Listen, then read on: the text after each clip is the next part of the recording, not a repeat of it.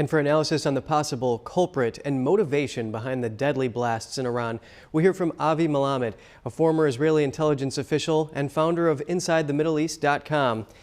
Avi, thank you for your time today. How likely is it that the blast was committed by some other group outside of ISIS, say Kurds or something other than that? Thank you for having me. It's very likely. We have to remember there are lots of groups in Iran that are very hostile to the regime, and they have good reasons to be. Just to name a few, you got the Kurdish underground, you got the rebels of the Ahwaz, the Khuzestan, you got the Baluchi minority in Iran. All of them are brutally oppressed by the Iranian regime. We got ISIS also present in Iran. So there are different factors that could be definitely candidates for something like that. Right, and we know that ISIS was the perpetrator of a blast that occurred back in October 2022, in which 15 people were killed, 40 injured. So we know that there is a tendency for this type of occurrence to happen, and that was over sort of a religious reason, calling what they say, Sunnis, that they did not like. So is there any possibility that this is a repeat here? It's possible, but there is something interesting about the relationship between the regime and ISIS. ISIS is a Sunni militant Islam. The regime in Iran is Shia. There is traditionally a deep animosity between Sunnis and Shia. It's particularly between these two factors. That being said, there is also some interesting information indicating that at the same time there has been some sort of like dialogue or connections going on between that regime and ISIS, as may it surprise to the audience. I'll just want to remind one interesting fact. Al-Qaeda leaders, Al-Qaeda is the mother movement of ISIS, Al-Qaeda leaders find refuge in Iran.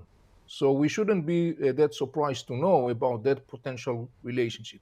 Right, and we just heard the White House say that they have no indication that Israel is involved. So do you expect Israel involvement here? And if not, why not?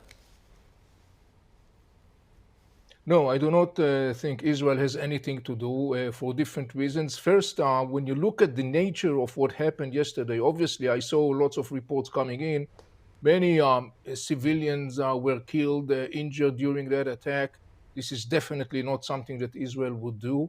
The other thing is that I don't see any reason why Israel should do that, particularly right now when everything is so tense. I definitely don't think Israel is involved in that, and I think that Israel will also find ways to convey a very clear message that it has no connection to that attack. That being said, it should also be mentioned that the Iranian regime, at least sources in the Iranian regime, point the finger at Israel, which for itself is a very interesting fact. Right, and there's so many moving parts here to the war in Gaza. We have action in the Red Sea. Lebanon is obviously, there's so many things unfolding there. Do you think that this particular incident in Iran is going to cause tensions in the region to accelerate?